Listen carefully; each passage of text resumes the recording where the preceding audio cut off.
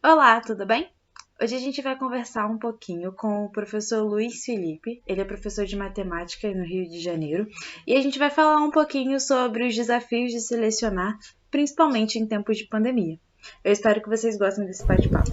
Boa noite, professor. Seja muito bem-vindo. Em nome do Centro Acadêmico, eu queria muito agradecer a sua presença e explicar um pouquinho do que vai acontecer aqui, mas antes eu queria que o senhor se apresentasse para a gente. Boa noite. Primeiro eu gostaria de agradecer o convite, né? Acho que a iniciativa é muito legal, essa iniciativa de vocês estarem ouvindo profissionais de outras áreas, né? Meu nome é Luiz Felipe Lins, sou professor de matemática aqui da cidade do Rio de Janeiro, há 25 anos, de escola pública, escola privada, no chão da escola, dando aula ali na sala de aula, e vim aqui responder um pouco das perguntas da minha ex-aluna, Letícia, que sempre foi uma aluna brilhante, né, porque eu estou aqui na minha frente, mas sempre foi uma aluna brilhante, e assim, é uma honra estar aqui respondendo perguntas para você, e contribuindo para o curso de vocês, né? Muito obrigada. É uma troca, na realidade, né? A gente aprende um pouco e o que eu puder ensinar também, a gente está aqui para isso.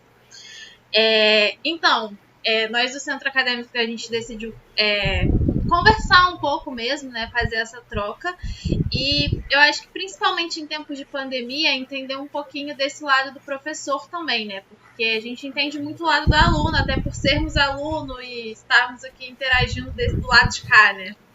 E aí a gente pensou em bater esse papo, em conversar mesmo, para entender um pouco sobre as dificuldades,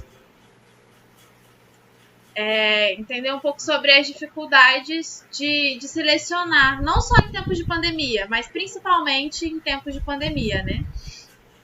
E aí eu queria ouvir um pouquinho de ti sobre isso mesmo, sobre essas dificuldades que tem. E aí eu preparei algumas perguntas, mas eu acho que antes você pode falar um pouquinho mesmo sobre a dificuldade no geral de selecionar.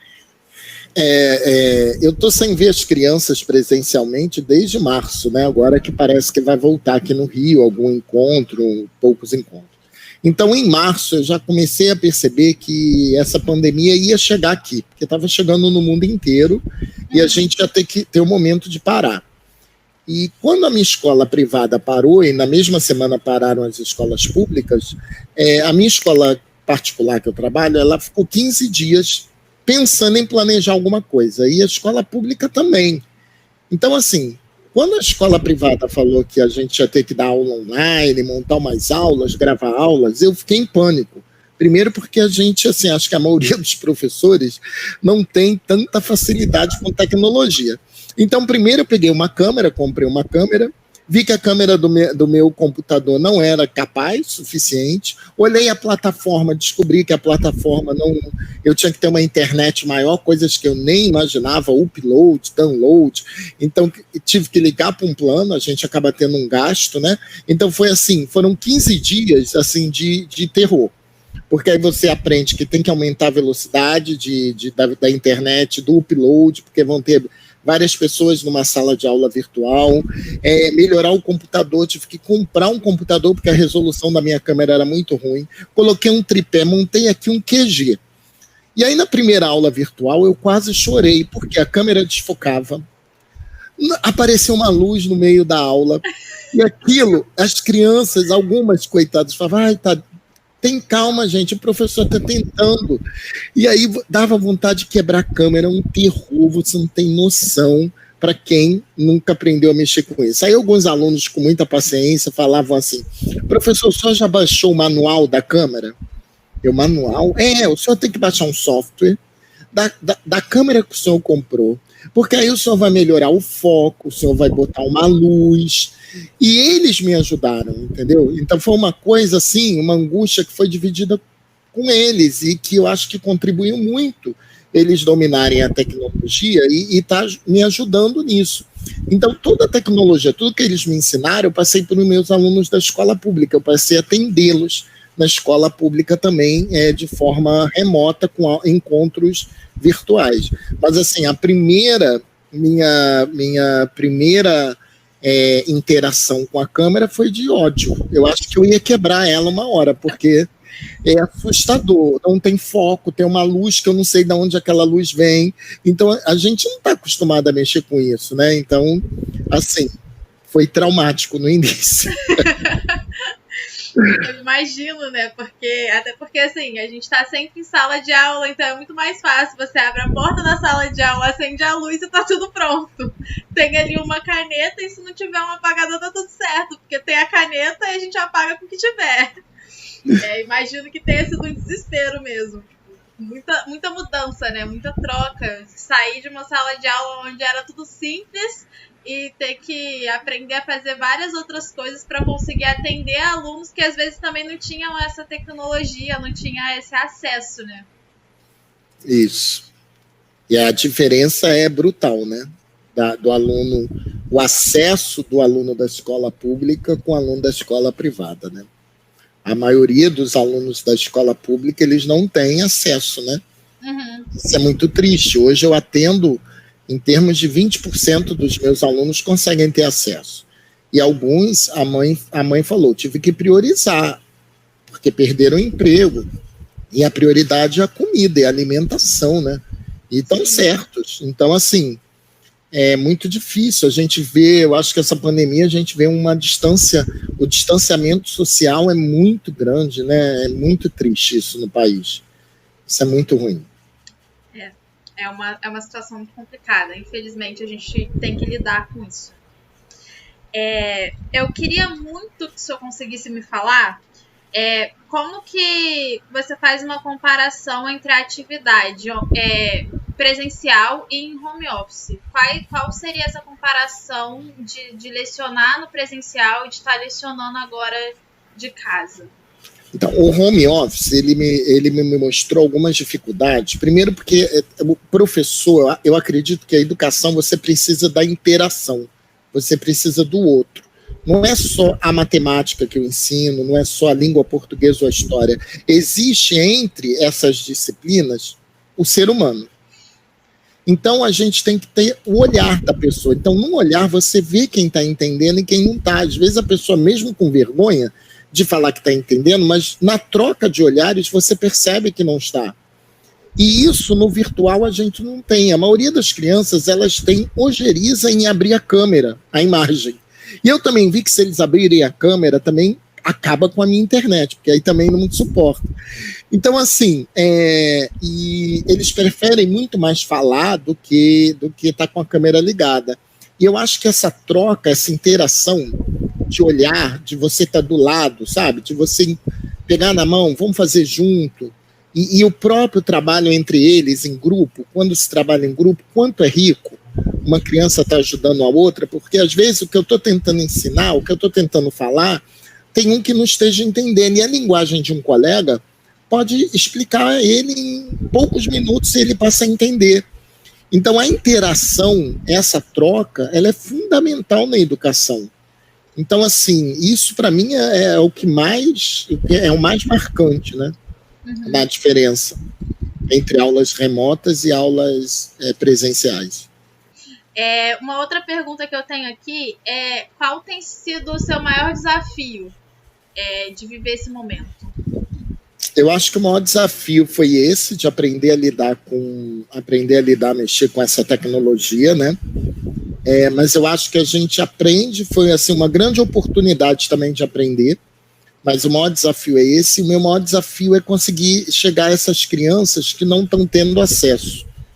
Então isso me preocupa muito, porque são quantos meses? 6 meses que essas crianças não estão tendo nenhum contato com a escola. Eles podem pegar material, eles pegam o material que a gente disponibiliza. Mas pegar material, você sai de uma rotina, né, de estudo. A gente está acostumado a ter o quê? 1 mês de férias, 2 meses, quando alguém passa mais cedo, consegue em dezembro, ficar de férias em janeiro. Mas, assim, tanto tempo, nem nós, professores, e nem as crianças estão acostumadas em ficar tanto tempo fora. Então, eu tenho uma grande preocupação se muitos não vão desistir, principalmente crianças maiores do ensino médio.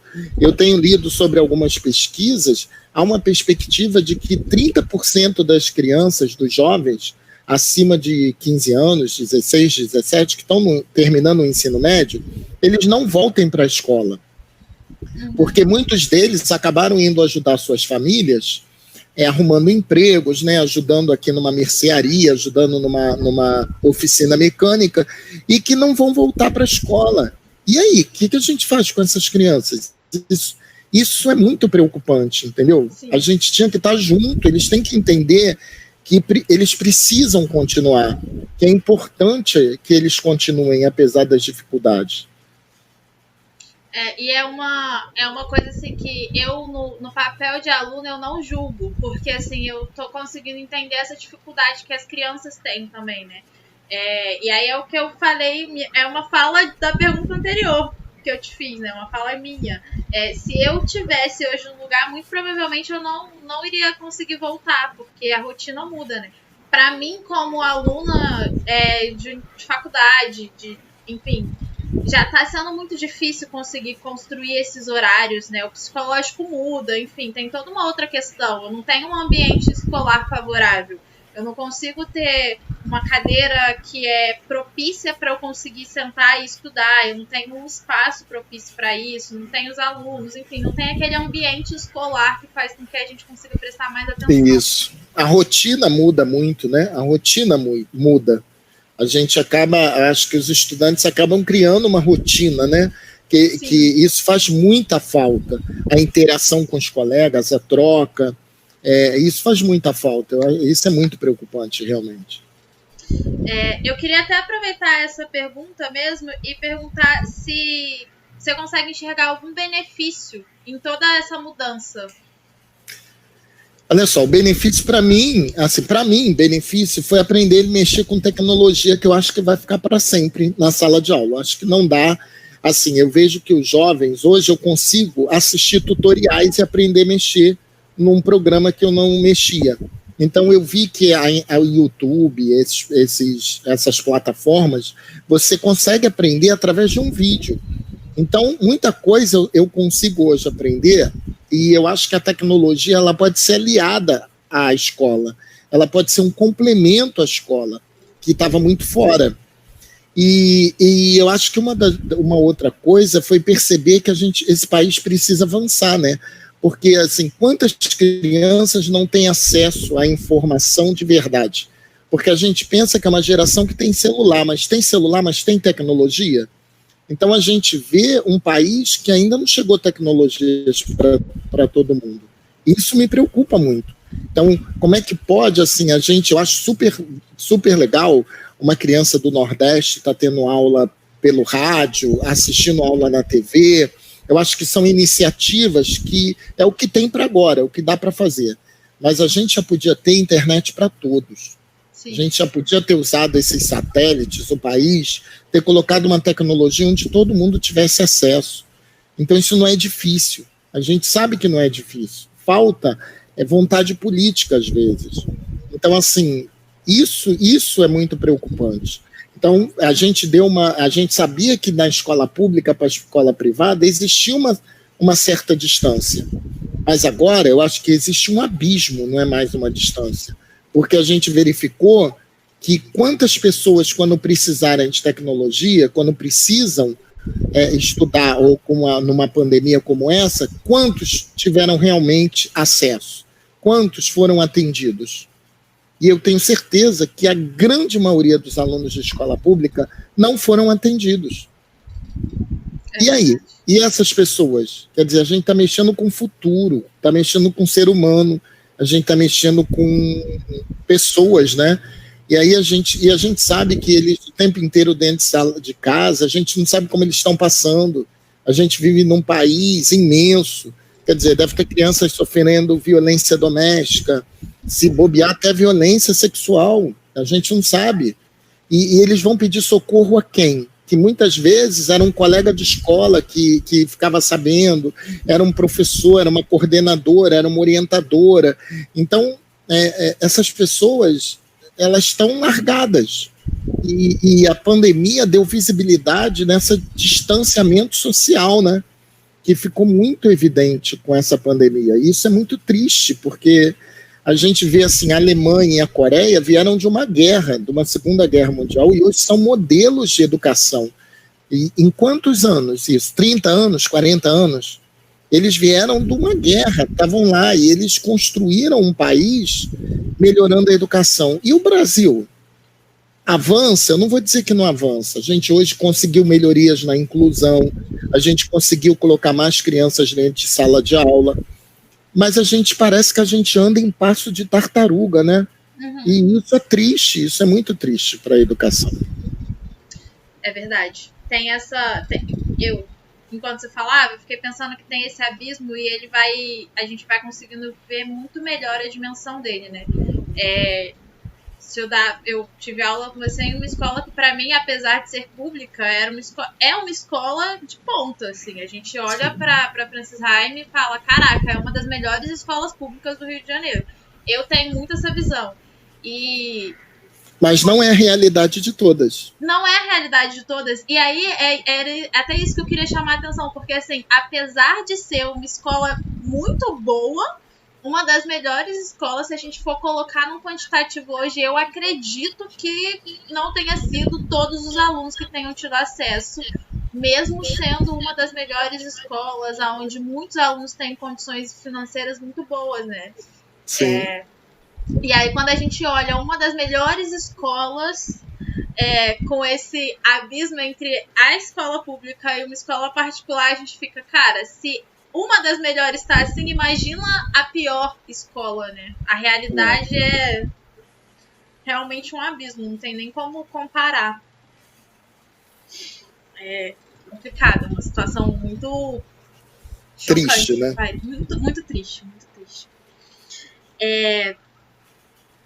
Uma outra coisa, uma outra pergunta assim que vem sendo muito questionada, acho que pra gente, estudante de engenharia de saúde e segurança, como é que tem sido, não é nem como é que tem sido, mas assim, eu queria entender se hoje, dando aula online, dentro da sua própria casa, se tem sido mais cansativo do que é dentro de sala de aula, e como é que tem sido essa comparação, como é que tem sido essa questão do psicológico mesmo. Olha, eu vou dizer, tem sido muito pior para mim. Eu tenho me sentido muito mais cansado do que dando aula em sala. Porque, assim, você não é só dar uma aula, entendeu? Você vai preparar uma aula, primeiro eu tenho que montar uma apresentação daquela aula, aí você tenta fazer uma coisa o melhor possível, aí depois você vai gravar um vídeo daquela aula, aí você edita aquele vídeo, aí depois você vai para a escola e vai dar aula ao vivo, naquele horário durante a semana. Então aí já gerou edição, eu tive que trabalhar com um monte de coisas que eu não tinha nunca mexido.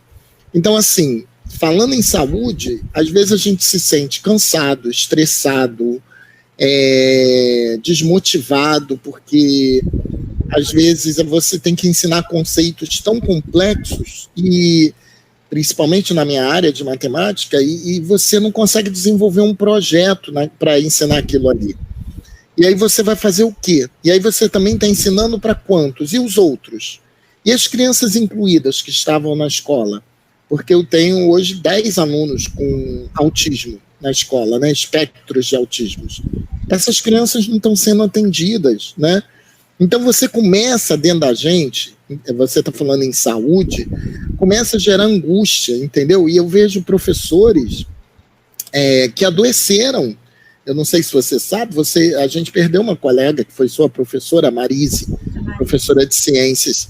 Ela foi adoecendo, entrando numa depressão e acabou não indo ao médico dar continuidade a um tratamento que ela precisava. E ela faleceu porque as pessoas se isolam, vão ficando tristes, são doenças da alma, né? Doenças do corpo, que são doenças emocionais, e isso, se acontece com adulto, também deve acontecer com as crianças, né? Sim. Então, assim, hoje você vê na escola crianças se automutilando, e isso é preocupante, porque eu acho que isso tudo pode ter sido agravado nesse momento, porque são momentos difíceis, né? Se está difícil para a gente, imagine para um adolescente, para um jovem, que às vezes tem visto a família passando por sérios problemas, né? Financeiros, de perda de emprego. Então, assim, eu acho que emocionalmente eu fiquei muito pior, e eu acho que eu trabalho muito mais agora em casa do que eu trabalhava quando eu ia para a escola, porque aí a gente fica o tempo inteiro voltado, entendeu? Não tem mais hora de parar. Sim, e assim, eu, Letícia, sempre tive muita visão de que um professor trabalha realmente muito mais do que aquilo que deveria, né? Porque eu consigo visualizar que, além da sala de aula, vocês tinham o preparo de aula e correção de prova e elaboração de trabalho. E aí, às vezes, até nessa questão de cuidado com a criança, e aí acaba se envolvendo emocionalmente ali naquela questão. E aí, assim, eu consigo ir vendo, vai somatizando, né? Vai criando uma bola de neve. E aí, na minha percepção, antes os professores já trabalhavam muito mais do que, enfim, realmente deveriam. E aí eu fico imaginando o quanto não tem sido difícil vivenciar isso hoje, porque aí os trabalhos escolares tem toda uma questão que você está dentro de casa. Então, você não para só trabalhar, você está trabalhando e fazendo mais um monte de coisa, né? Porque eu estou fazendo isso, eu estou estudando e fazendo mais um monte de coisa, então o professor com certeza não está sendo diferente, né? Exatamente, por aí. Acho que aí, e não tem hora de parar, né? Assim, à noite você está preparando o PowerPoint, está montando uma aula para gravar no dia seguinte. Então, está pesquisando, está aprendendo, está vendo um tutorial. Então, assim, eu acho que primeiro assim, a responsabilidade de entregar uma aula boa. Isso já gera uma preocupação. E aí você tem que saber preparar uma aula para aquele que você não está perto, né? Ele vai ter que olhar isso num vídeo ou do outro lado da tela, e você tem que se fazer entender. Então, isso é muito difícil, entendeu? Será que eu estou usando a linguagem certa? Será que eu estou atingindo? Será que ele está compreendendo? Isso é difícil. Isso é muito difícil, é muito trabalhoso e angustiante. Eu imagino. E, assim, a nossa preocupação, eu acho que não só a minha, mas de todo mundo que está envolvido nessa parte de saúde, de segurança mesmo, é de como que isso tem modificado a vida de vocês, professores, né? Porque é isso, o psicológico ele vai afetando o nosso físico também, né? E já tem muitas doenças que já são ligadas a isso, então eu imagino o quanto não tem sido difícil e ainda não ter um ponto de apoio, né? Até porque é aquilo que você estava falando, hoje vocês são um ponto de apoio de muitos alunos, e aí eu acredito que de muitos pais também, né? Mas não está tendo uma base para que vocês tenham um ponto de apoio, né? Sim. E os governos não estão preocupados nem com os alunos e nem com os professores. Infelizmente, a gente não tem políticas de governo, né, públicas, que deem esse auxílio. Para a gente pensar numa educação que transforme, uma educação melhor para esse país, a gente tinha que ter iniciativas públicas de verdade, né? A escola tinha que estar junto com a saúde, tinha que estar junto com a assistência, tinha que estar junto com a segurança de trabalho, como você falou, você agora estuda. Nós tínhamos que ter um grupo que realmente pensasse num local que oportunizasse crescimento para aquela criança, mas que ela tivesse toda uma assistência, o professor e o aluno tivesse toda uma assistência que subsidiasse esse crescimento, né?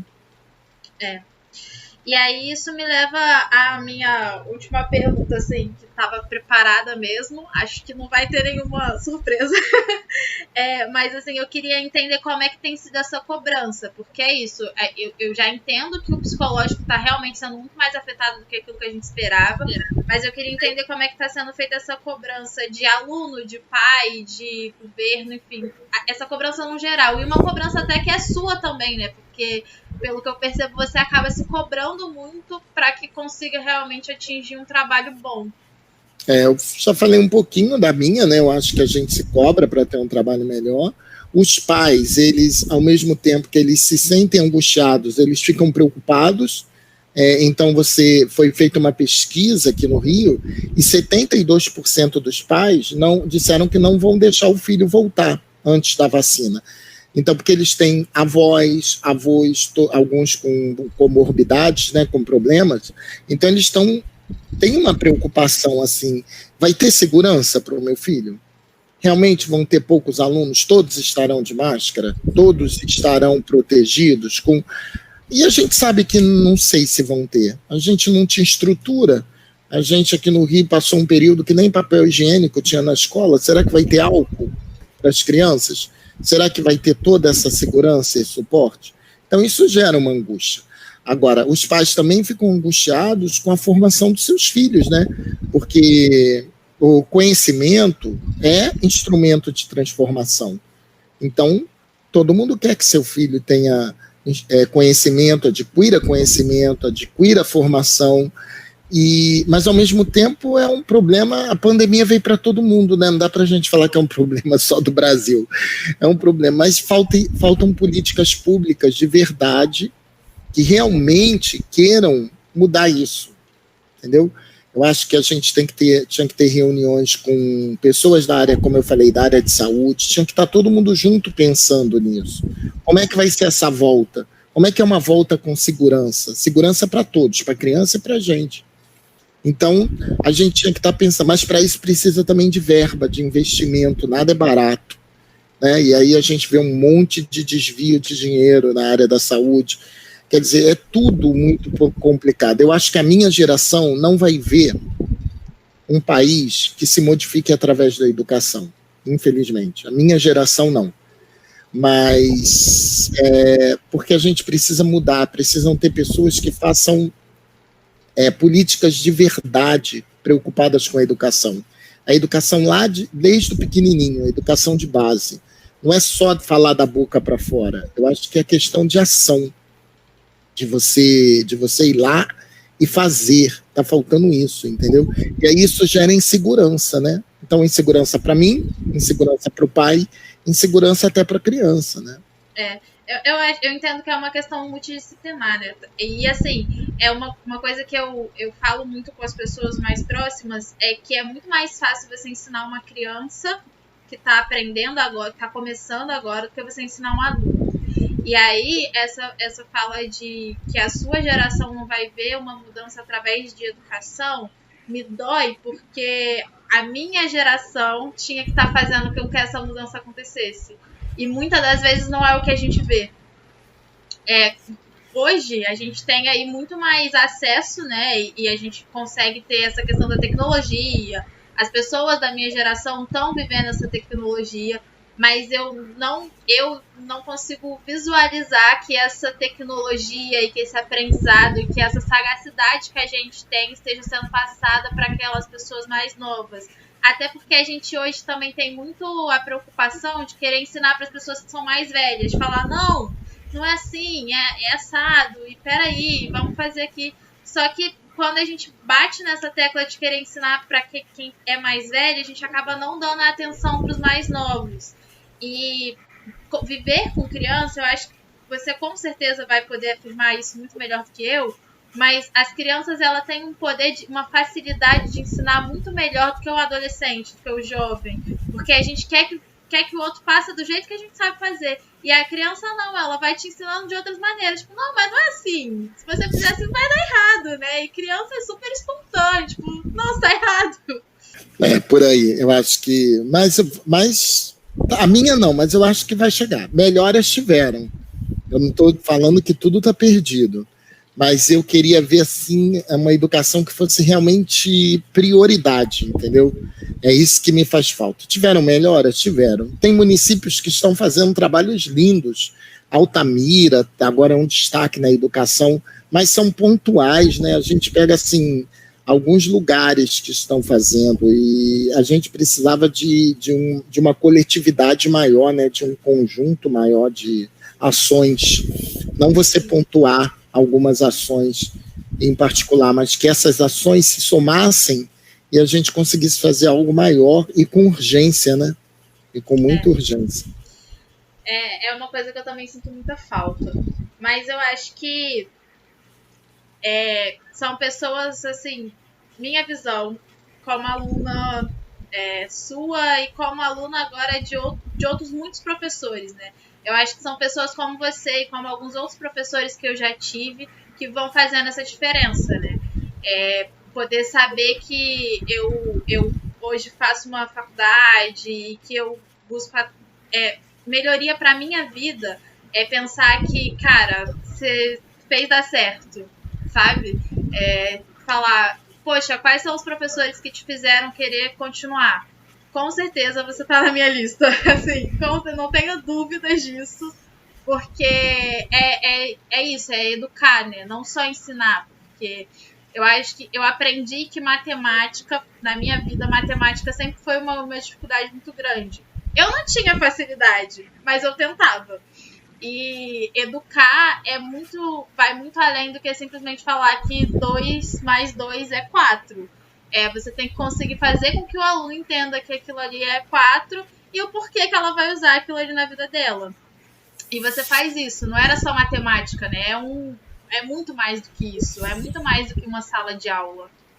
A matemática, eu digo que a matemática é um instrumento que eu utilizo, mas que eu não quero que todo mundo seja matemático. Não é isso, gente. Eu não ensino para a matemática. Eu não estou a serviço da matemática para formar matemáticos. Eu estou pensando em formar seres humanos melhores. Pessoas que sejam capazes de escolher aquilo que elas queiram, mas que elas pensam em se transformar, em crescer.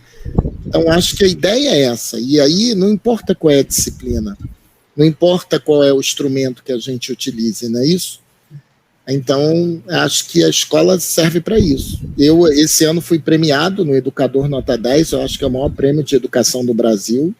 Eu acho que, assim, veio coroar assim, um trabalho que eu acredito muito e divulgar, e eu digo isso quando eu recebi o prêmio.